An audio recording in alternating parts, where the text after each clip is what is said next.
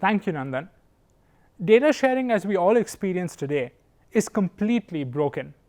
I'm either traveling to different physical offices, branches, getting printouts of my own data to put it together in a folder that I then use to share with any other educational, financial, health service provider, or I'm running around to different digital portals, taking PDF downloads of these statements, and then uploading those statements or scan copies to service providers in order to access any socioeconomically important service out there.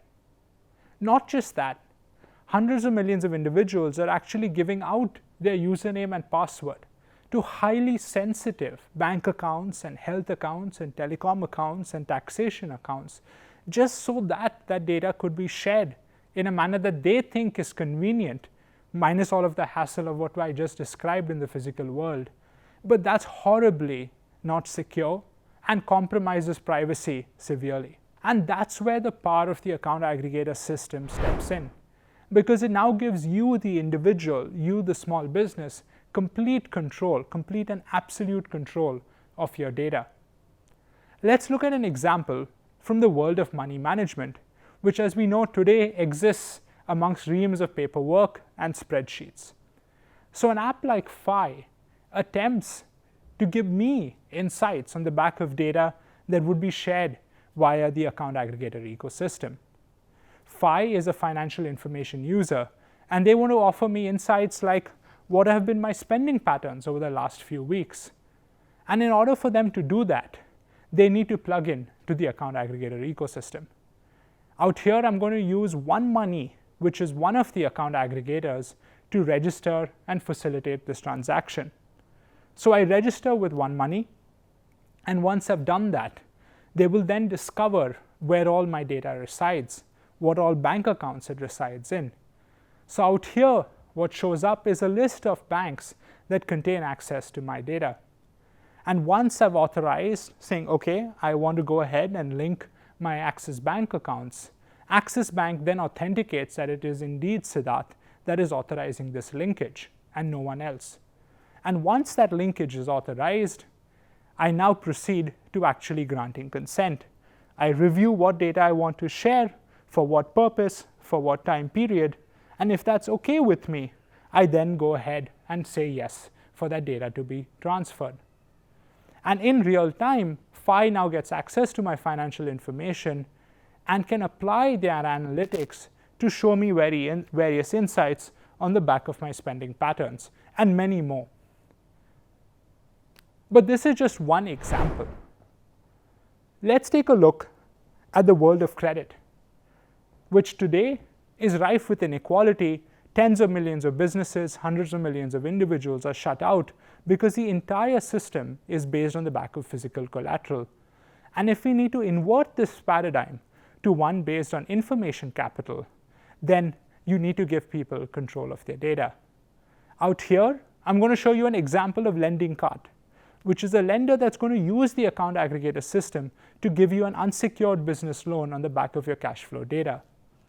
Once I've registered with Lending Card, I give them my demographic information, I give them what loan I'm looking for and other attributes. I then proceed with the account aggregator setup. In this case, I want to link and share data from my HDFC bank account. So HDFC authenticates me.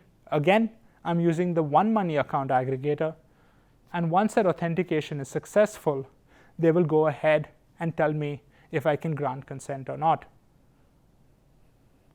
So out here, I can review what data, again, I'm sharing from what accounts, for what purpose, how long will that data be stored, and other critical attributes that make this an informed consent experience for me.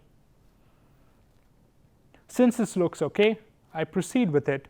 Lending Card receives my data, underwrites my cash flows, and returns back a loan offer in real time, which, if the loan offer is acceptable, I can proceed with setting up my repayments, digitally signing the agreement, and actually getting access to this credit. Now that I've shared my data with a few places, I want to have the ability to go back and view where all this data resides, and maybe even revoke some of my consents. So that's where I can log into my OneMoney account aggregator application, and once I've logged in, actually view a dashboard of where all my consents are and possibly revoke those, so that I'm in, at all points in time, complete control over the data that I have shared. Let's take a look at another example using FinView, which is another account aggregator. In this case, I'm going to a departmental store. I want to buy a consumer durable, a home connected system, and I want it to be financed. So that's where a lender like DMI Finance, who's offering consumer durable loans, steps in. The agent in the departmental store, who's using the tablet that you see on screen, essentially facilitates this process. So I decide, okay, I want to purchase this. The agent on the other end says, that's perfect. Could you please share me similar set of demographic and attribute details, which I do. And then we'll come to a point where they need, DMI as the lender needs access to my bank account statement to actually underwrite me and then proceed with this loan transaction.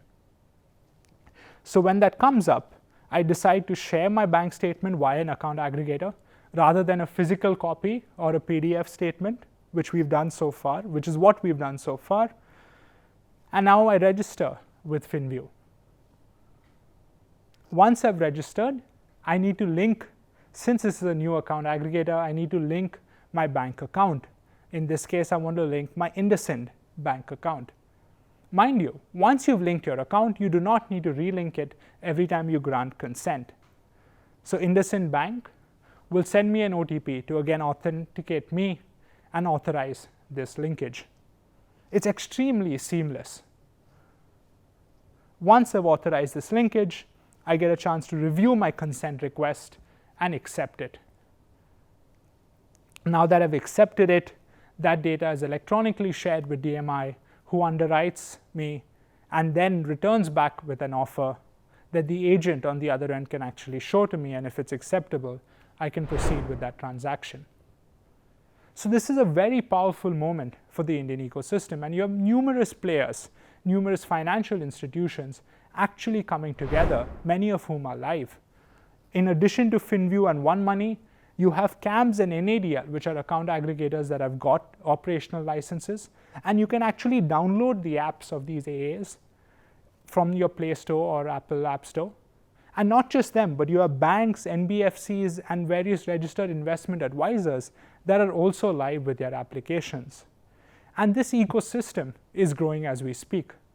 Every single day, hundreds of informed consents are being approved, and radically new financial services are being accessed by individuals and businesses in this country.